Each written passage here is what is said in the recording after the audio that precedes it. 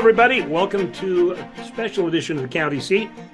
We are talking about the Grand Staircase Resource Management Plan.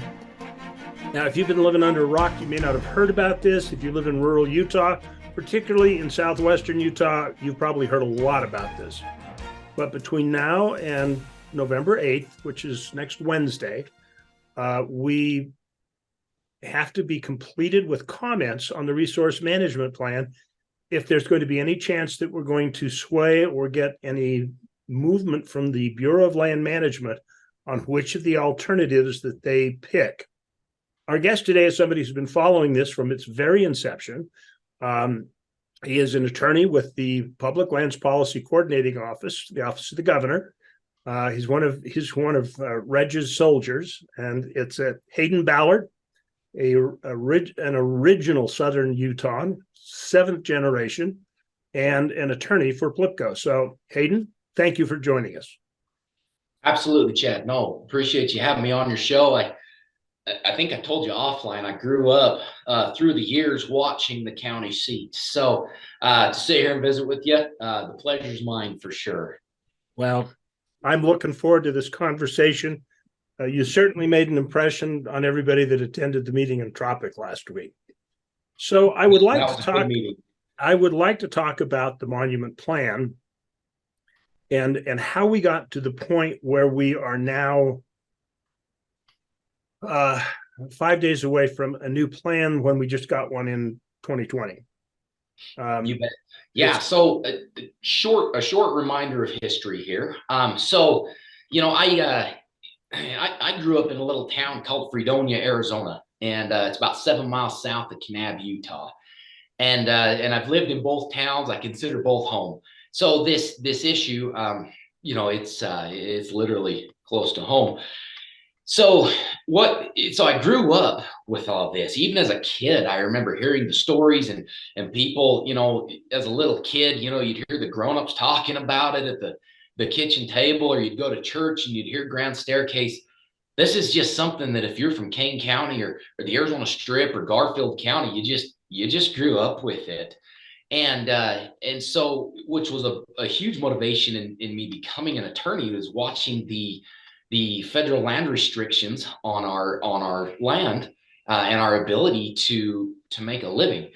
So what happened is in 1996, President Clinton designated under the Antiquities Act the Grand Staircase Escalante National Monument.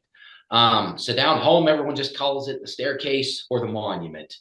And so that designation essentially locked away about 1.8 million acres. And then in the year 2000, they created what's called a resource management plan for that monument. So when a monument is designated legally, what follows is a environmental impact statement, or an EIS, in conjunction with a resource management plan, an RMP.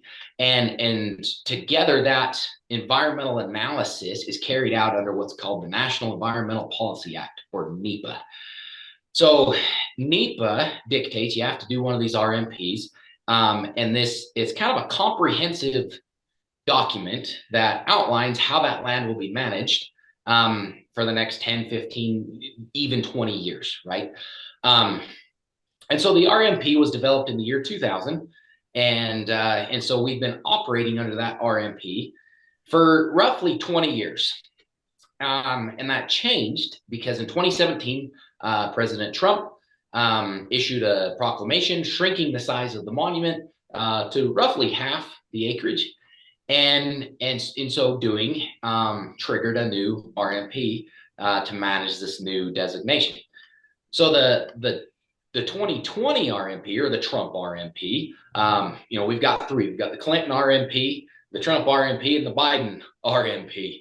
And if you're dealing in federal land, you just live with acronyms. So the Trump RMP was released and finalized, like I said, here in 2020. And that plan was developed in cooperation and consultation and coordination. Those are three very different legal terms, but all three are important. They did it in conjunction with the state and the counties. And so that way the state and the counties could express their concerns and their own input as to how these lands should be managed. And so that 2020 plan was fairly user friendly and supported in large part by the state and the counties, because it was much more friendly to uses that we all rely on our federal lands. You know, the multiple uses that we see defined in FLIPMA, and you know, things such as.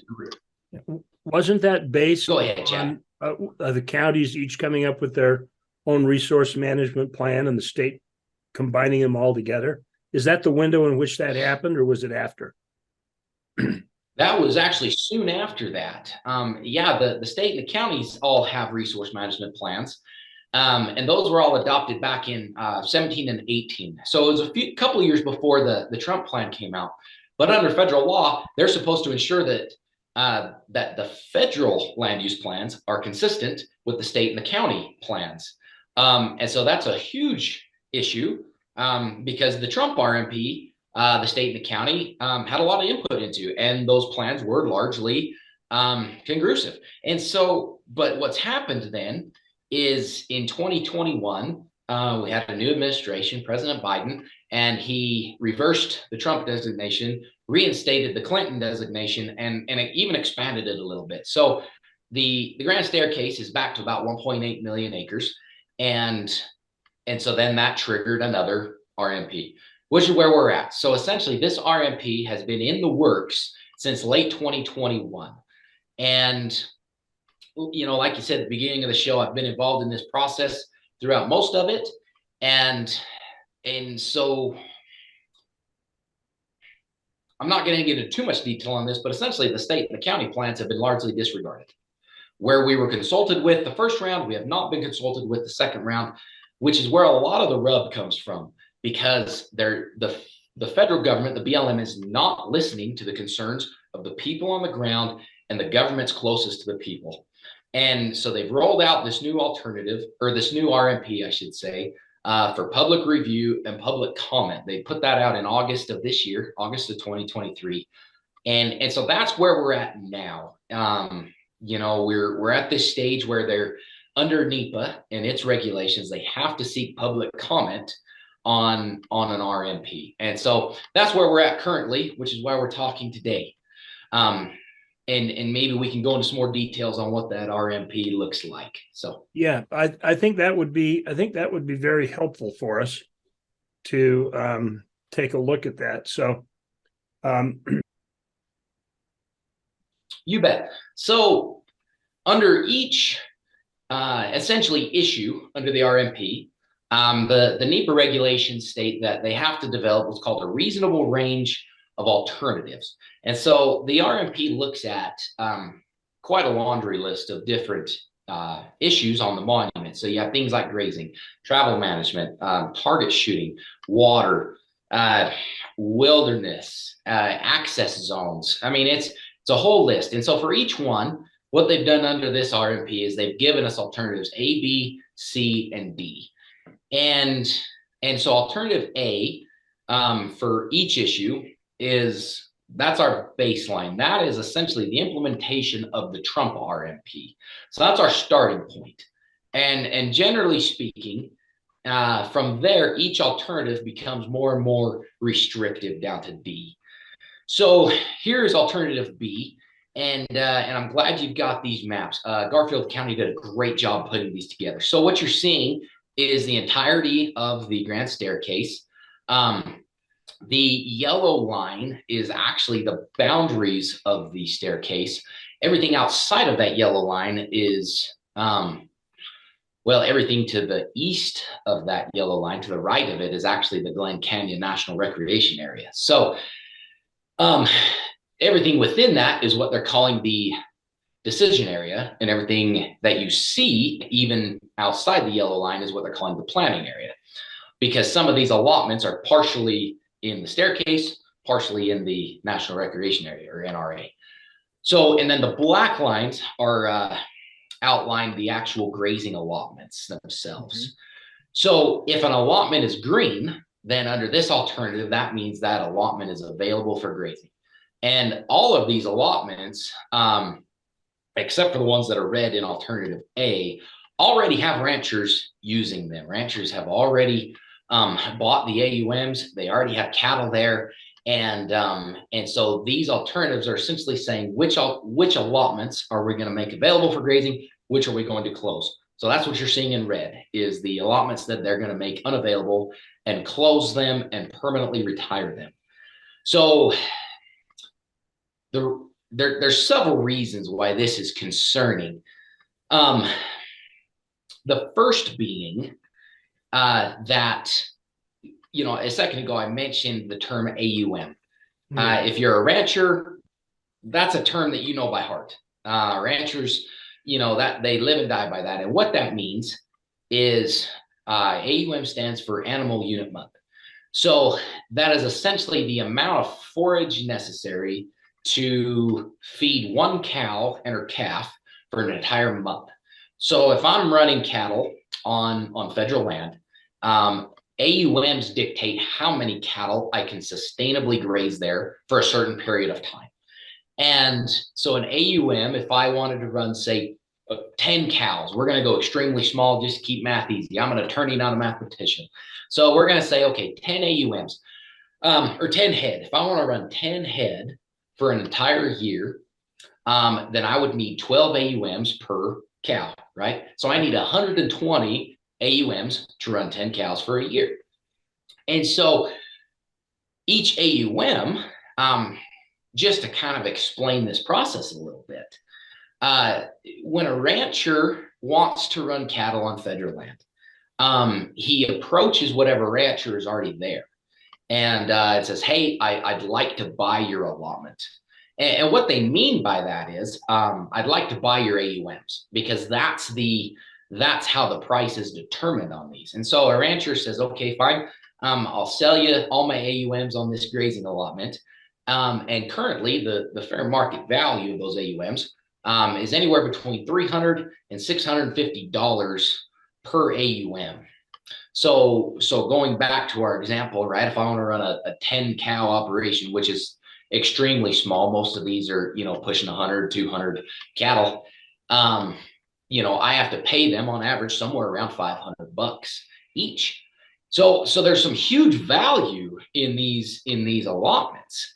And the rancher, when he does that, typically will go to a financial institution like Western Ag Credit is a great example, or the Farm Service Agency, an actual branch of the USDA, and say, okay, so I'm going to buy this allotment.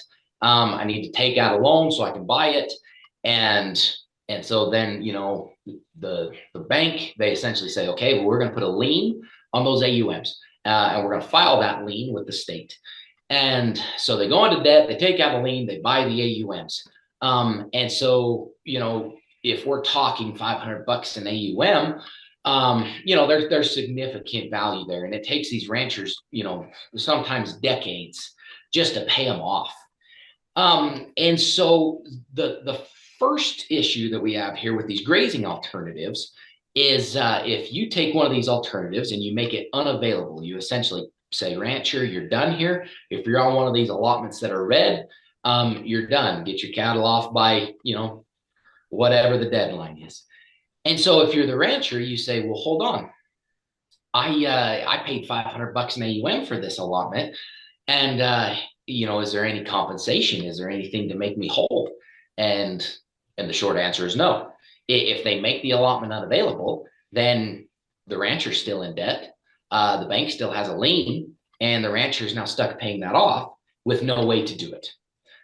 So as we look at these alternatives, like I said before, these alternatives essentially become more and more restrictive. So we're looking at B now. If we go to C, we'll quickly see that, more and more of that map becomes red. More of these allotments become unavailable.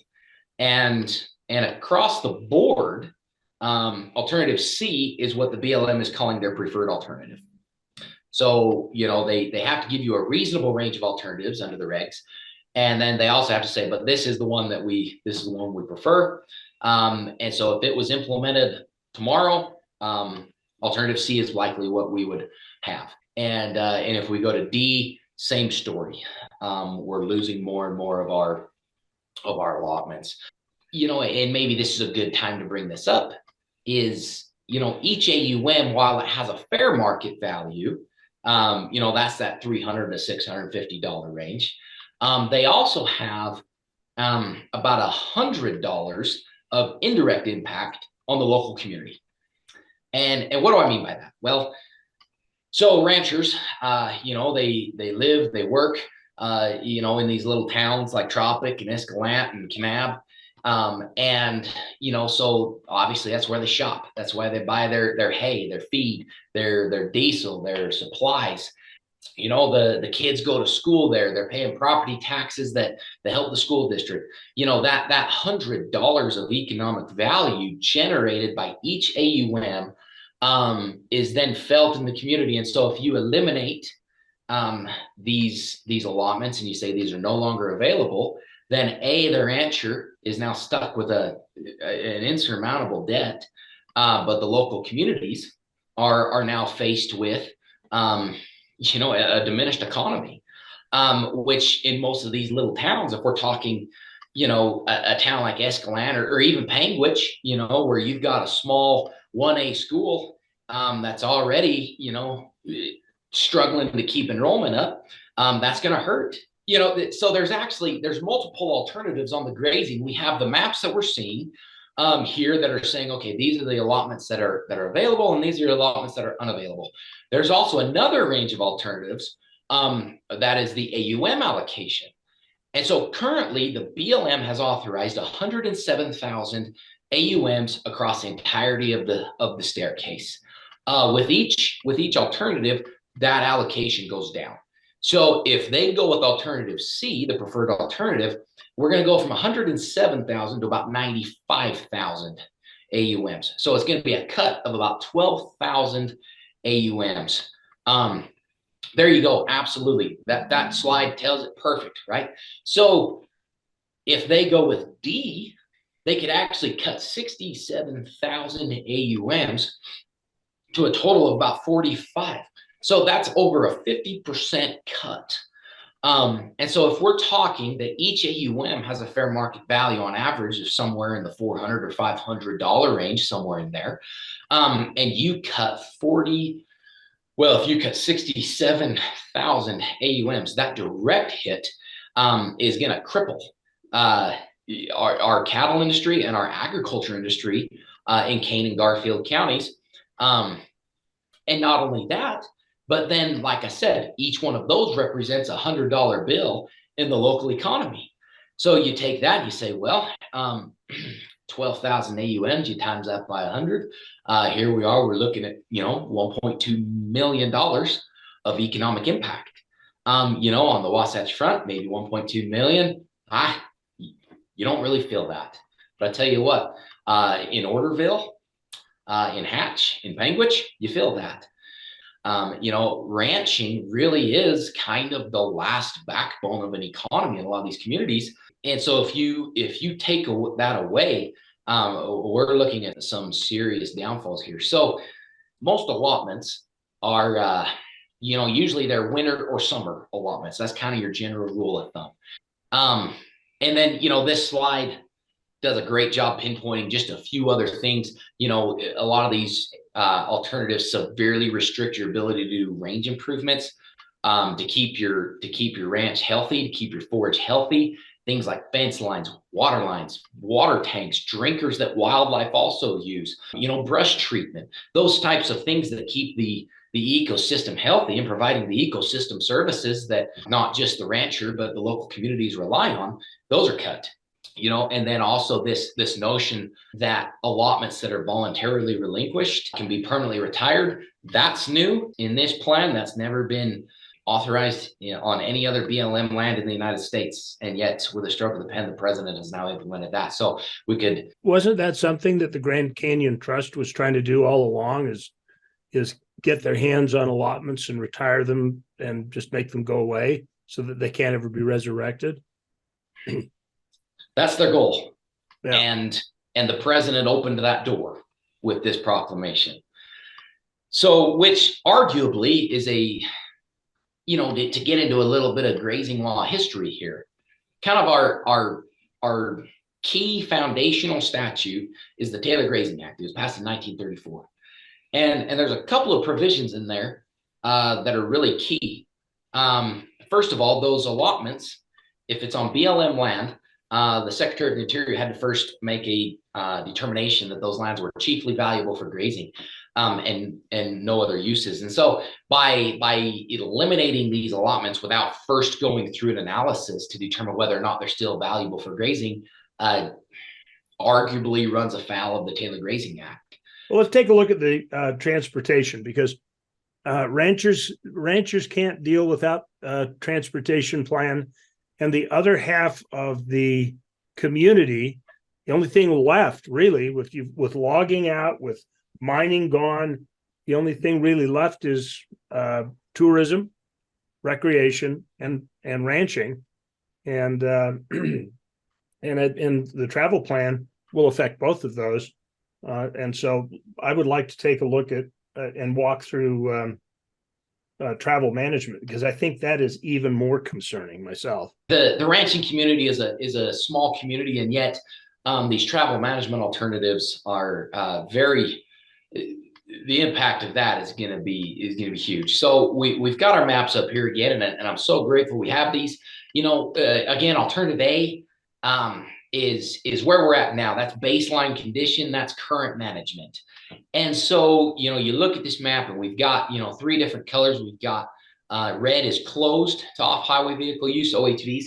Green is limited, and yellow is open. If you look close, there is yellow on the map. It's just so small you can't really see it. and that kind of is a theme throughout this entire RMP. And so that those 3 terms of open, closed, and limited are very important here, because essentially in BLM lingo, open means you can drive wherever you want. It's just, off-road, you can cut across flats, you can do whatever you want. And so with no restrictions, and yeah, I see you've got your cursor there on the map. There's 100, I believe there's 116 acres. I think that's Little Desert, I think is what they call that up there. And then you have what's called limited. And limited is our large green chunk here. Limited essentially means that if it's an existing or a designated route, then you can drive on it. So yellow means you can go wherever you want. Green means stay on the road. Red means no OHVs. Anyway, so that's where we start. And then, alternative B. Under alternative B, you have about 912,000 acres that are limited, whereas you have 953,000 acres that are closed. So now we're about half and half. It's about 50-50 limited and closed. Garfield County went through and mapped all of the RS-2477 roads that are being implicated by this. So that's those black lines on this map that are claimed by the state and the counties. Or at least the right-of-way is claimed by the state and the counties on those roads. And yet the BLM has placed 170 miles of those roads in closed areas without consulting the state, without consulting the counties. So that's extremely concerning to us. I mean, it sounds to me like a lawsuit right there. And I think your gut would be correct on that. So, and this is actually a good spot to point this out too. These roads and these areas where they've said, okay, everything in the red is closed. Essentially what that means is they're not closing specific roads. And I know that sounds counterintuitive, because I just said they're closing 170 miles of road. And then I said, well, but they're not actually closing any roads. So what do you mean, Mr. Ballard? When an RMP is developed, there's then what's called step-down planning, where the BLM is then supposed to go through travel management planning. So you create an RMP, which has more broad overarching management directives and goals and policies, essentially. And then one layer down, they're supposed to do travel management planning, where the BLM coordinates and consults with the states, the counties, other stakeholders, the communities, NGOs. There's a whole bunch of people that get to come to the table and talk about specific roads. Hey, this road was used by my family for the last 30 years getting to our grazing allotment, or this road over here has been used for the last 70 years for hunting or cutting firewood, what have you. And so you say, okay, do we need that road open? Do we need it closed? And that's a conversation. And again, then the BLM is supposed to give you a reasonable range of alternatives in your travel management planning. They're supposed to say, okay, A through D or A through E, whatever. These are the roads that are open. These are the roads that are closed. So they're supposed to do that step down travel management planning after this RMP, right? The concern in this is that they're zoning it, and they're just saying these are the broad zones of, we're going to close routes within this area. If you go and make a comment and say, I am opposed to you closing this road, they won't count that, I don't think, because they'll say, well, we're not closing any routes in the resource management plan. We're creating zones where it may happen or it will happen, but we're not closing any routes. And so therefore, I think you have to be careful how you word the comment that you make. Absolutely. And so exactly with this zonal approach, they'll still have to go do travel management planning at some point down the road. But when we get to that point, let's say we've adopted alternative C, or I mean they. Let's say they've adopted alternative C. So you've got, under alternative C, it closes 1.2 million acres and only leaves 655,000 acres as limited with 0 open. So when we get to the travel management stage, that will be your starting point. Your starting point will now be 0 acres open, 655,000 limited, and there's already 1.2 million acres closed. So even though the BLM isn't going to close any routes in those closed areas now, when we get to the travel management plan, essentially what they'll say is everything in the closed zone is off the table. We will be opening no roads in that area. And so essentially they're blending their travel management planning with this zonal approach. So it's a little underhanded to say, well, we're not closing any roads, but in fact, you are, because when we get to travel management planning, the closed zones are just that. They are completely closed. And then you don't have the option to make anything in those zones open or limited. It's just automatically closed. And every road in there is now closed. So what does that look like under alternative D?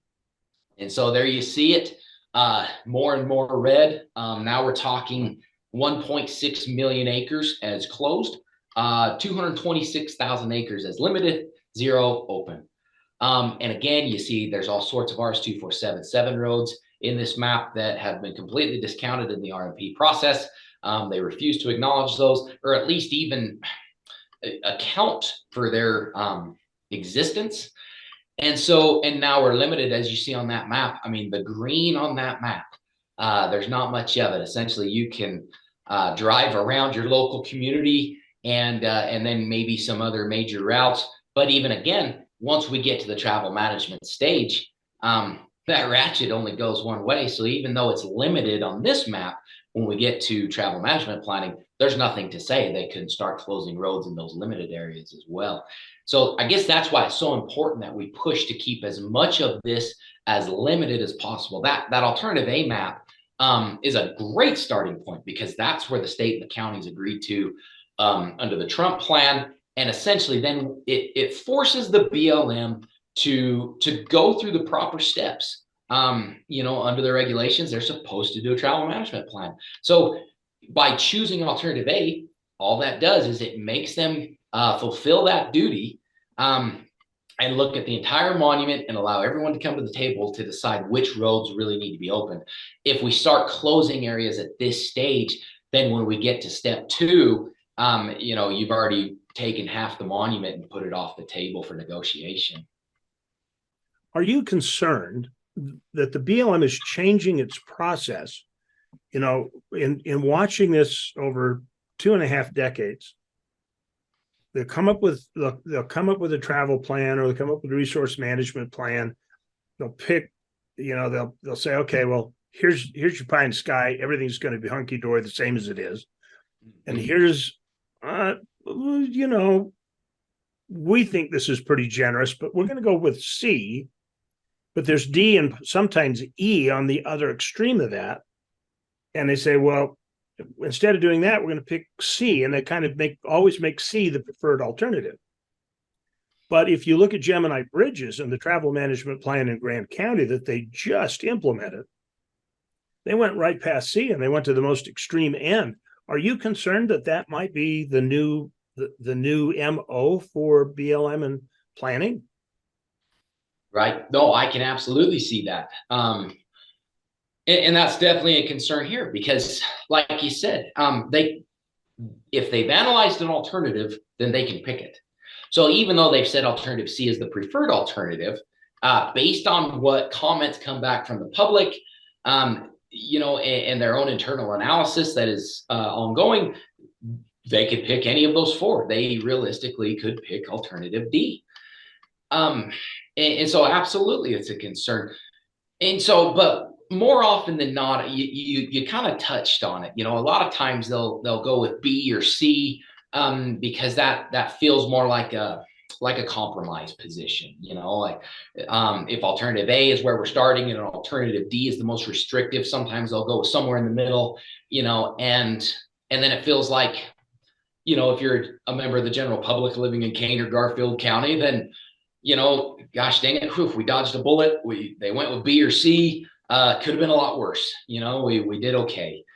And I guess I won't spend a lot of time on this, but there's a political concept called the Overton window, and that theory essentially, if I was to describe it to a lay person, you've got a range of alternatives. You've got a scale there in front of you. And on that scale, there's kind of a window that can move back and forth on that scale.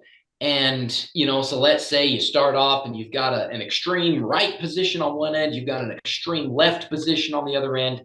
And the window is somewhere in the middle. That moderate is kind of the dead center of the window. And so you'll have right and left wing positions within the window, but that window represents what is essentially politically acceptable, what the public will accept as a reasonable course of action on any given issue. You can do that with anything, name it, whether it's, I don't know, a staircase RMP or one of our more controversial political issues. And so if you want to make a position seem moderate, what you do is, so let's say there's a position on the far end of the window, and you want that to become the new moderate position because right now it's considered extreme. Well, you start presenting examples or positions that are outside the window. You try to move the window to where now what was formerly unacceptable is now within the window.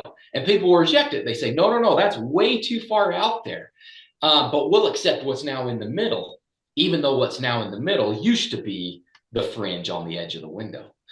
But it seems to me with Grand County, they didn't bother trying to recreate the Overton window to find that middle ground. They just said, well, this is the extreme. This is where we're going. And that's what they did.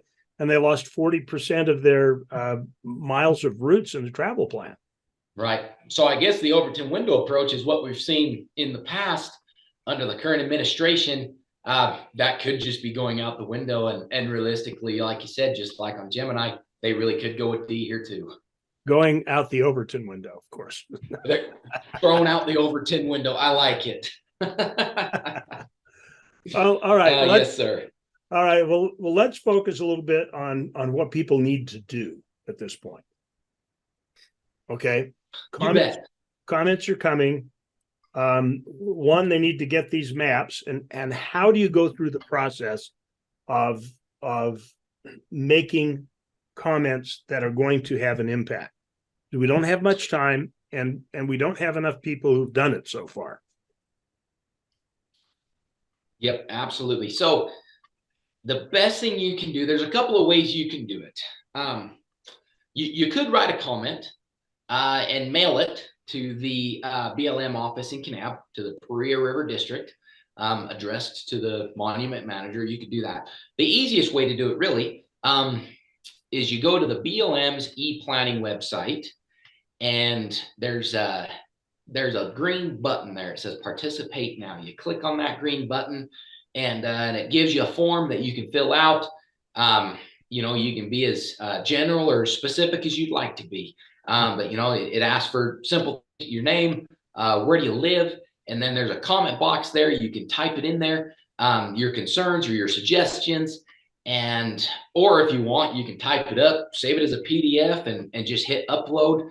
You can upload any other studies or research articles or pictures, whatever you want, anything you think is going to bolster your argument, you can upload it there on that website. You hit submit and you're done.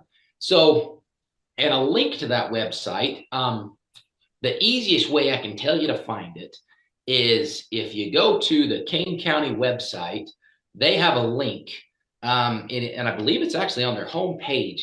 I think it just says Grand Canyon, or not Grand Canyon, sorry. I've got multiple monuments on my mind these days. So, Grand Staircase, Escalante National Monument, RMP, you click on that, and Kane County has a good little Google Doc there, kind of explaining some different bullet points, some more of the issues that I haven't had a chance to get into on this show, but there's also a link.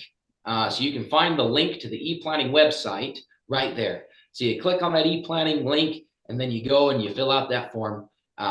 So it's easy, and like I said, the more substantive you can be, the better. The more you can get personal and explain why this affects you and why this affects your family, the better. And essentially, you want to state your position. You want to say, hey, I support alternative A.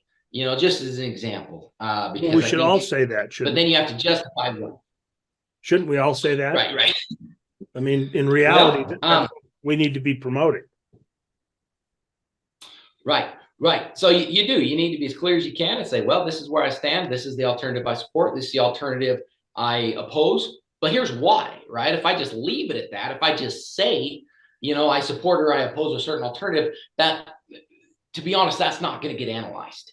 That's going to go into a pile of a whole bunch of form letters over in the corner. And they're going to say, well, they're not even going to say thanks for sending it. It's just going to get shoved in the corner. So what you have to say is, well, I support or I oppose this alternative, and here's why. Because my family runs cattle on the such and such grazing allotment, or my family recreates out in this area, or I go hunting in this area. What have you? And then say, why is this alternative going to hinder that use?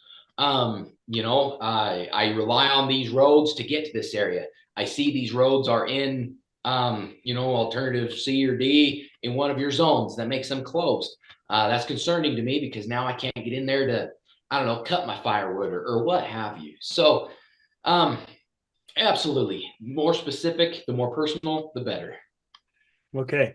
Excellent. So Kane County is the site, and they've got it. We'll put some links up here as well. So look in the comments below. And any last comments that you would like to make? Maybe I don't know. Maybe I've touched on this a little bit, but I guess one other thing I would add here is a lot of your viewers are going to be up north. We've got a lot of folks along the Wasatch Front that they may look at this and say, well, that's Garfield County, that's Kane County. Honestly, that doesn't affect me. If I do go down to that country, I don't know, I'm only down there every now and again. And so really it's like, how do we, how do those people, how are you affected by this? Because the truth is throughout the state, our entire population is going to be affected by this one way or another. Those ripple effects are gonna keep on coming out, So if people are concerned about grazing, and I'm a rancher in Box Elder County, can I help by making comments? Will my comment help, even though I don't graze there? You betcha they will. I don't care if you're that rancher in Box Elder or if you're a working mother and I don't know, shoot up there in Farmington. It does. It's going to affect you in different ways that maybe you don't see at first. But for example, if we lose the 12,000 AUMs on the Grand Staircase, that converts to about, that'd be roughly 2,000 head of cattle for 6 months, because most of these, like I said, are only 6-month allotments. So if we lose 12,000 AUMs, that's about 2,000 head of cows for those 6 months. If we lose 2,000 head of cattle, you know what that does to the beef market locally? Well, supply and demand says that if we have less supply, that's going to drive the price of things up. So we're already seeing, historically high prices for food, energy, your basic necessities of life. We're already seeing those prices skyrocket. And so here in the state of Utah, maybe 2,000 head of cattle isn't a big deal nationwide, but on a local economy scale, on a local food supply chain scale, that's a big deal. If we lose 67,000 AUMs, that impacts even bigger. And so, if I'm that working mother in Farmington, I just mentioned, it's like, hey, I'm trying to feed my family. I'm already working 2 jobs to do it. And I can't even afford to buy a hamburger for the hamburger helper because it's, $4 or $5 a pound. If we start losing local supply of cattle in this state, that price is just going to keep going up. So, it does. It affects the other ranchers, even though it's like, hey, you may not be losing your allotment, you may not be losing your AUMs, but that is going to affect cattle industry. It's going to affect your food supply, and just in so many other ways. I guess what I would say is we're losing access at a frightening clip to our federal lands. For all multiple uses, whether that's grazing, energy, water, watersheds, wildlife.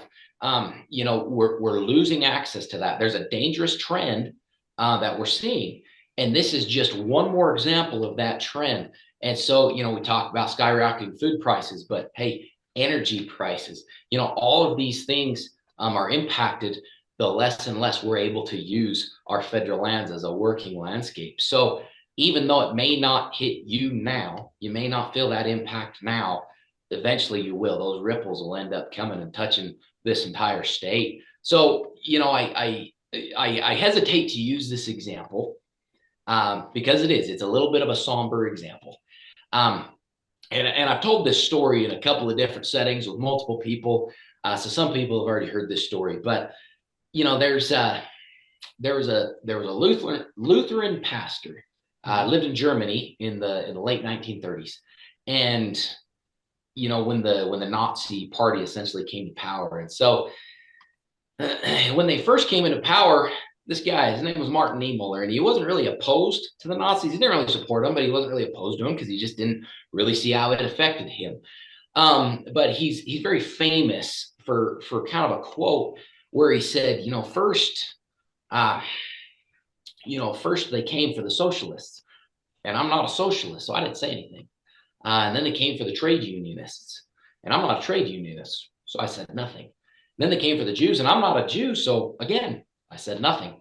And then they came for me, and there was no one left to speak for me. And that man spent about 8 years in a concentration camp. He survived, and then later on went on to do some great things. But the point he makes is very pertinent here, right? Just because an issue may not affect you now, we all kind of have to stick together on this one because it does. It affects the rest of our population, through this trickle down ripple effect that we've been talking about. And so even though it may not affect you now, you may not be a rancher, you may not be an OHV user, you may not even target shoot, whatever your use is on the federal land, your use may not being affected. But like I said, we're seeing this trend where all multiple uses of the federal land are being targeted. And so that's why, hey, even if it doesn't affect you now, we need you to speak up. Excellent. Well, I appreciate you taking the time for us today, and appreciate your taking time for us twice. No fun. And yeah. And we'll put up all the links so you can get right onto it and comment. Don't do anything else except share this with your friends. Right now, take the time to make a comment. And that's my comment. And thank you for joining us for the special county seat. And be sure to share it and get as many people as you can making comments. We need to have these done by next Wednesday, the 8th. Deadline's the 9th, but let's not wait till the last minute so we can get all those e-comments in. Hayden, thank you so much. It's been a delight to talk to you. Yes, sir. Thank you, Chad. All right. We'll see you later. We'll see you on the county seat.